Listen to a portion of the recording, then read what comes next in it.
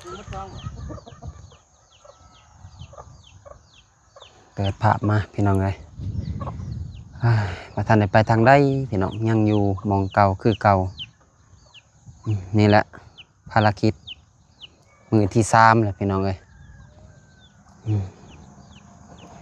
วังเสาร์ก็เอาดินลงพี่น้องหันหน้าหันตามาทางนี้เลยกับทักทายสวัสดีพ่อแม่พี่น้องเมื่อสักครู่สุขเนาะที่เข้ามาสู่2บามิกบาวาซิยูฟังไทยหรือฟังลาวก็ยินดีต้อนรับเข้าสู่2บามิกเซนแนลเส้นเก่าเส้นเดิมพี่น้องเอ้ยโอเคพี่น้องก็มาสืบต่อภารกิจก็ห้องน้ำกับบ่าวสายเนาะบ่าวสายเนาะ2 มื้อเลยดิ2 มื้อเลยบาวมิก3 มื้อพี่น้อง3 มื้อมื้อนี้คือสิแล้วเนาะมื้อนี้น่าจะแล้วคันก็ยังน้อยนึงเนาะคันบ่ก็แล้วคงเอาขึ้นเอาลงดินบอก2 เถื่อเอาลงแล้วก็เอาขึ้นอีกพี่น้อง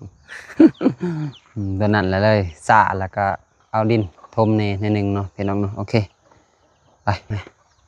ให้บ่าวสายจับกล่องเลยให้บ่มีกล่องเลยไปโอ้ข้อสิแดงตากแดดแรงบ่ตากแดดใส่บ่ได้ใส่เสื้อแขนยาวเลยคอแดงคอกันแดงสบายดีเด้อป่ะสบายดีพี่น้องได้ไม่ ใส่ไหมบ่ใส่เลยโอเคสบายดีเด้อพี่น้องเด้อแขนสันคอยแขนสันทรงกับขาสันเฮ็ดจังได๋ได้พี่น้องเอ้ยยังบ่ทันแล้ว3 มื้อเลยน้องมาซอยโอ้มื้อนี้บ่โกบ่ได้มา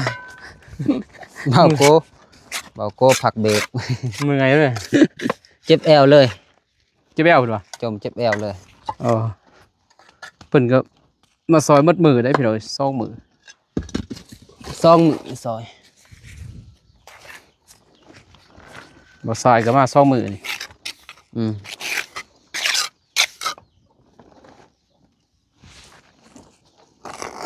บ่ได้ไปหาวันใจได้เหมือน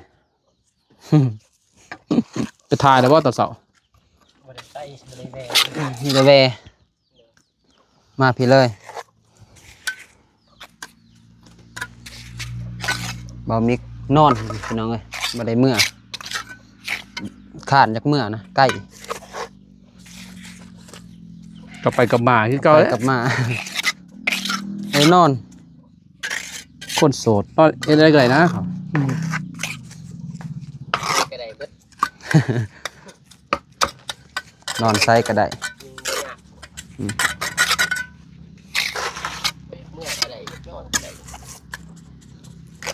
ลองเบิ่งเลิกสำได้เลิกบ่เลิกอยู่แล้ววิทย์หัว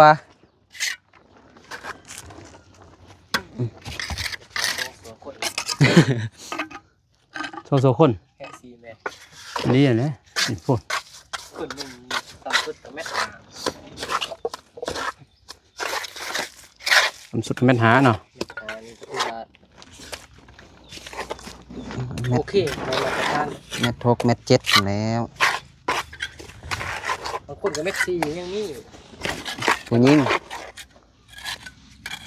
หญิงผู้ชายก็คือกันอยู่ลาวนี่จังได้บัดนี่บ่มีบ่ถึงได้ครับบัดนี่ก็ได้นี่แหละบัด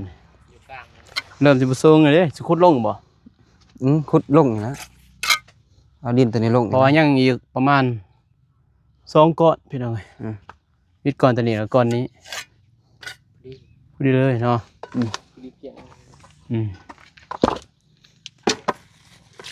ใส่2 ก้อนพอแล้วอีดอกมานี่แน่นอน2 แถวก็แล้วอยู่มันปูนบ่หมดก่อนหมดติยังลายบ่ยังลายบ่ใส่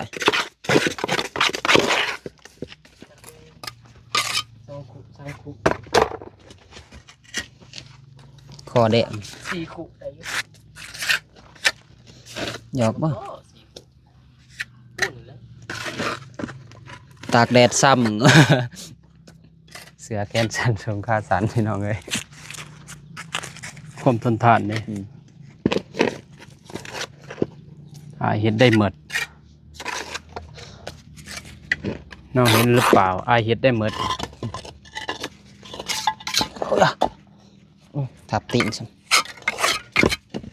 บริคงนี่เด้อ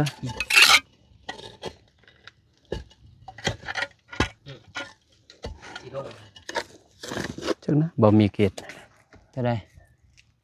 ก่อตัวไหนก่อน เพราะว่าบ่อันนั้นตีทับเครื่องตีมันจังอยู่ ก่อตัวไหน เห็นบ่ ก่อไหนทำคือ ทับเครื่องเลยนั่นไปทับชนอยากลงแล้ว นั่นเอาสิตัดอันนั้นเลยผมว่า มันเป็นล็อกกับดินเลยตอนนั้น เอาออกเลยก็บ่เนาะ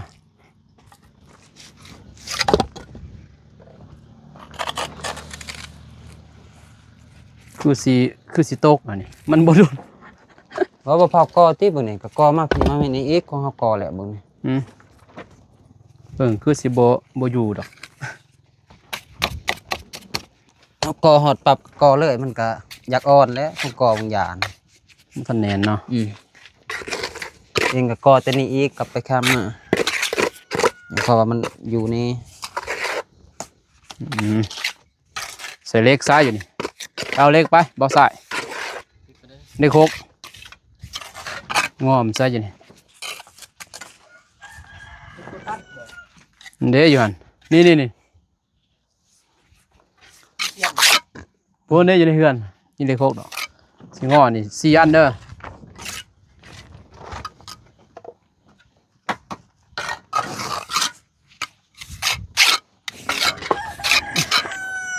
ปุ่น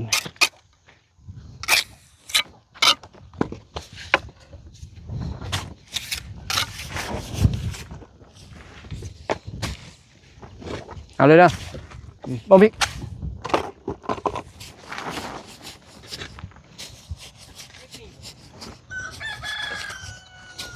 ได้โคกกันแล้วตอนนั้นแหละพุ่นอยู่พุ่นลายอยู่พุ่น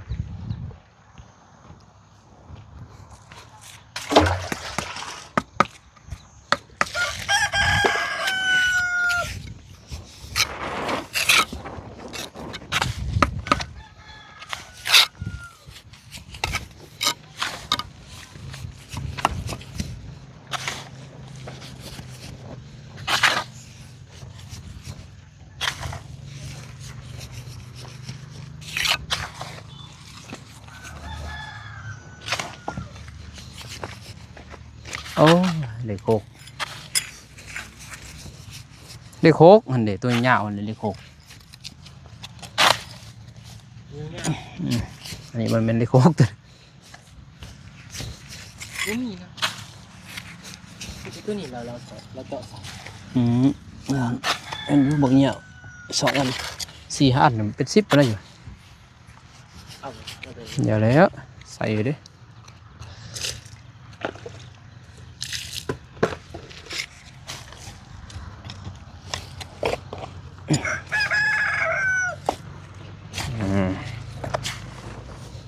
แล้วยังไงอันนี้ก็เลือเพื่อ ครึ่งนะ คือบินนี้ แต่ดีแท้เราต้องใส่เลขโคกวัดได้งอนเจ้าบ่งอนนี่จับนี่คัดสำนียังบ่อยู่ได้ผลเลยแต่โอ้เป็นยังพี่น้องเอ้ยตามวิจัยนี่ก็บ่อยู่แล้ว นึก ฮะ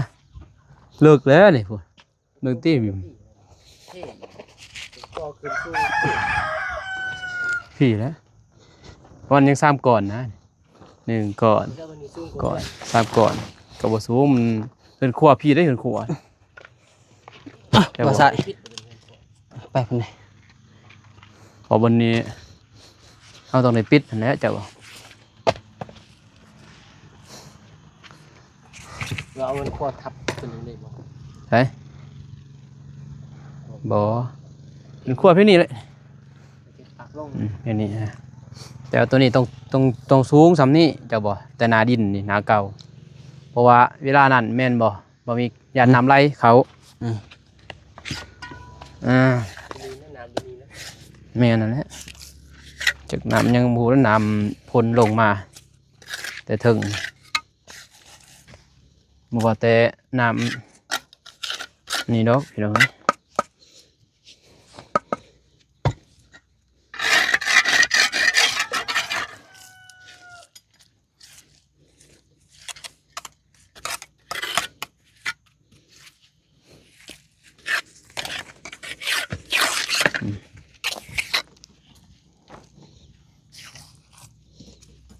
ปากเบี้ยวกับบ่เป็นเนาะเป็นเท่ยากเนาะ ใช่ ไปมันเรียงเลย อืม ได้ บอกแข็งแห้งมันเหลึกนะ บ่แข็งแห้งดอก ลงไปนี่ขึ้นบ่เป็นนั่น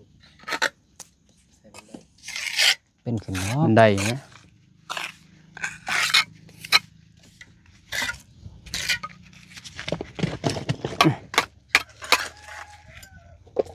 เป็นจะได้คืนนี้นอนบ่มีบ่ฟันเห็นเบรกเห็นเบอร์บ่ ขึ้นนี่ อืม พันก็บ่จื้อดอก บ่ได้ถึงน้ำโม นี่แต่สะเดือตื่นต้นมาเห็ดขากเท่านั้น โอ้คือว่าเอาแล้วบัดนี้พี่ปอบมาแล้ว ก็ลุกเขาจับไม้ตะขอนย่างออกไปโหลดป๊บก็คือว่าคน เห่างอกๆบ่กุก บ่ กุกกุก แลนนี่เลย มันเฮ็ดกุกกุกกุกกุกบ่ อืม มันดังหั่น ยานแม่น ดึงขวาก ไอ้ปอบมาแล้ว ไอ้ปอบมากินไก่ ไม่ แล้ว สั่งนะเขาซองเบิ่งก็บ่เห็นย่างออกไปใส่เลย ไอ้ปอบมากินไก่แล้วพี่น้องเอ้ยบ่มิกนอนคนเดียวได้คืนนี้ มันเป็นปลาเลี้ยงคนเดียวย่อ บ่ย่านบ่เป็นหยังจิตปล่อยวางแล้ว เคยเลย ใช่อยู่เคยนี่คนเดียวย่อ จิตปล่อยวางแล้วอยากมาก็มาโลดว่ะ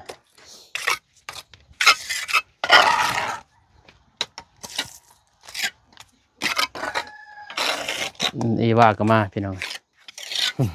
บ่ให้มากก็มาเอว่า อยู่บ่ได้อยู่เฮือนเนาะน้ำมนต์เนาะ คนคุมงานมาแล้วเอานี่เป็นลูกน้องเนี่ยพี่น้องเอ้ย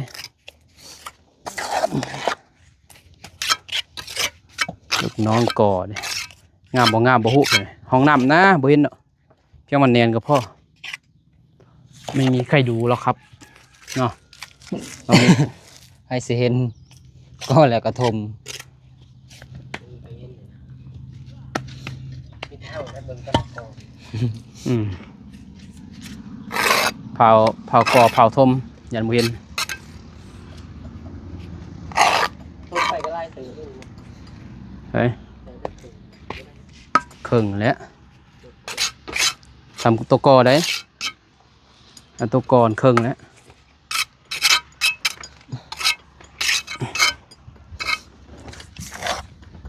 ก่อยากเด้มอยู่หลุม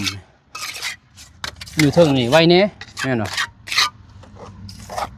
ไปมาเนี่ยจ่อ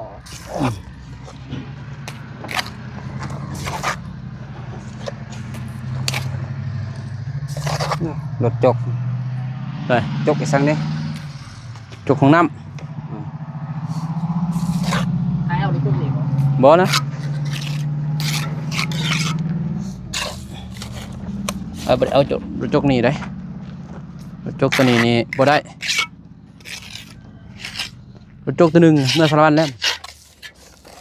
ตอนนั้น แค่นี้เอาแต่รถจกเนาะ จุกแล้วหมดใส่รถจุกยังบ่ได้น้องเอ้ย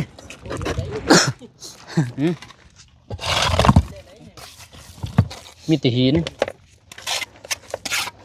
นี่แต่ว่ารถจกมาแหล้ว เอาดิจุ่มมาสวงยามนั่นนี่แหละโลดคนเนาะ บ่มีบ่ทรายแล้วสิได้ขุดซอย โบ้30ขึ้นหินจักขุดได้จักบ่สำนี้เนาะฮะได้อยู่บ่ พอหินใหญ่บ่ได้ อย่าบ่ได้สำนี้พี่น้องเอ้ย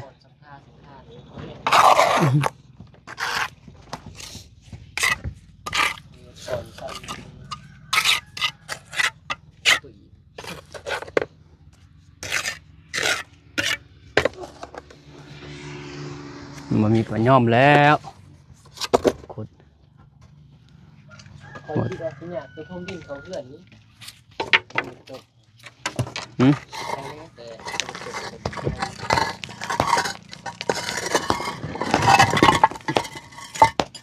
เห็นแน่แต่มีรถโจกกันแล้ว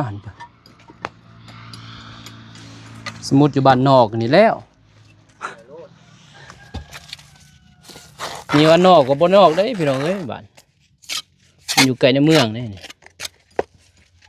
เมืองถ้าแต่งมากก็ประมาณ7 ลักเนาะได้บ่ได้บ่7ฮอดอยู่เด้บัดกงตะยูนไปหาถ้าแต่งก็ประมาณ4 ลักเนาะบ่ซะบ่มี บ่ฮอดดอก2-3ลักนี่ 2 ลักเนาะมานี่ก็ประมาณ5 ลักแม่นบ่ 5 6 7ซั่นนั่นได้นะขี่รถก็คือไก่นั่นแหละ ย่างเบิ่งเนาะ ลองย่าง เอาแต่บ้านเฮาไปหากระดอนเท่าไดจังแม่ลักเอา5 ลักบ่งั้นเฮาไปหากระดอน5 ลัก 5ลัก4ลัก 5 ลักก็ยังไก่แต่ถ้าแต่งมาหานี่คือกันนั่นแหละแม่นบ่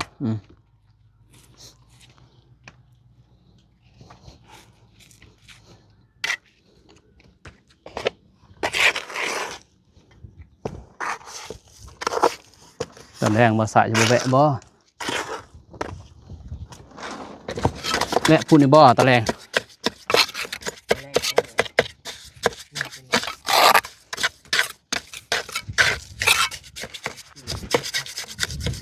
หาเก็บผักอีกโอ้ซอยเฮาก้อนเลย พักเนี่ยอยากขึ้นบนพัก สิไปกับผู้เสียผู้สาวกันเนาะบ่มีซอยมันแล้วนี่ก้อนเลย ใจเย็นๆเหรอ ป้าอาย2 คนนี่ได้แล้วงออยู่นี่มีคนตักอันนั้นได้เถอะมีคนตักปูนให้อยู่นะตอนเช้าเด้เว้ยตอนเช้าตะแลงไงสี่เพิ่นอยากเบิ่งเนี่ยว่าเพิ่นจะจุดจะรอลีได้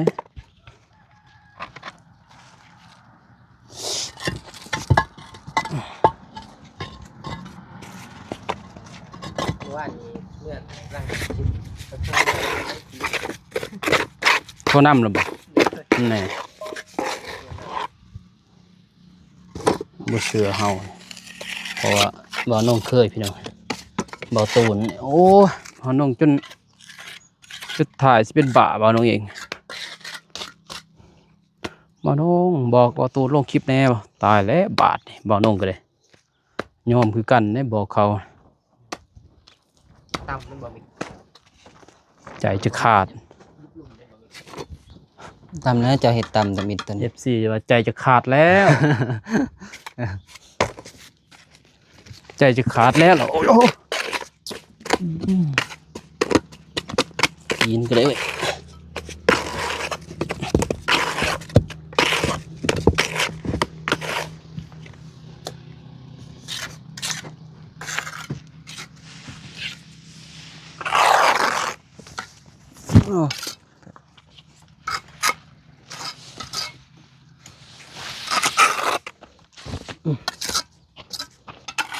เราโกไปใส่เดนเนาะของมันนี่เนาะ เพื่อนเลยงานได้จ้ะวันที่ยังมัน 11เลยเด้เดี๋ยวขอนะ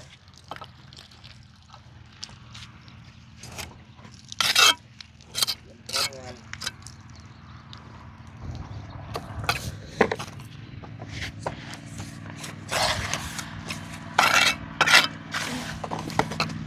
มัดก้อนปุ่นก้อนปุ่นกับพอดีมัดยังประมาณ2 ขุนี่ ยังคนละคุก ฮะ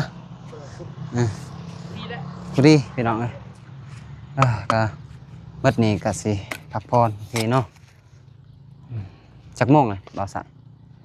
4 โมง 4 โมง 5 โมงนะบ่าวมีก็สิได้จบคลิปก่อนพี่น้องเอ้ยก่อนอื่นมัดก็กราบขอบคุณขอบใจ FC ทุกท่านที่เข้ามาสู่ช่องบ่าวมิกเนาะไม่ว่าสิอยู่ฝั่งไทยหรือฝั่งลาวก็ขออวยพรให้ FC ทุกท่านจงมีสุขภาพแข็งแรงเฮงๆปังๆเพราะว่าหน้าที่การงานใดก็ขอให้ลาภเรือนเงินคำใดมาเทมาพี่น้องเอ้ยโอเคพี่น้องคลิปนี้ก็สิได้ขอตัวก่อนเนาะพี่น้องเนาะไว้พบกันคลิปหน้าพี่น้องคลิปนี้ก็ขอกล่าวคำว่าสบายดีเด้อบ๊ายบาย